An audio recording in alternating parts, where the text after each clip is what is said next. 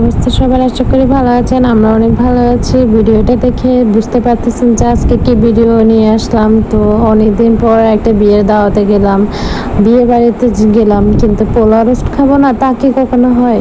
সাথে যদি একটু লেবু, শসা আর গরুর মাংস থাকে তাহলে তো অনেক মজা হয়। আমাদের নোয়াখালীতে বিয়ে বাড়ির মানুষের প্রচুর খাওয়া দাওয়া, এখানে বোরহানিও দেয়, তারপরে দইও থাকে, খুব মজাই লাগে। তো আজকে বিয়ে বাড়িতে পোলাও ছিল, রোস্ট ছিল, সাথে গরুর মাংস ছিল, রূপচাঁদা মাছ ভাজা ছিল।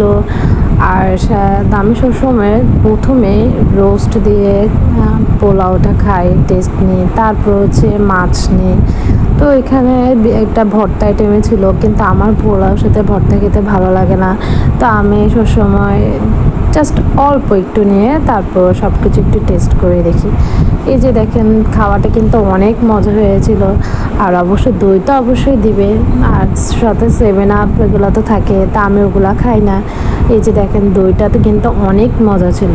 তো কে আমার মতো এগুলো লাভার আছেন অবশ্যই কমেন্ট বক্সে জানাবেন, আর আমার ভিডিওটি বেশি বেশি শেয়ার করুন। সবাই ভালো থাকবেন। আসসালামু আলাইকুম।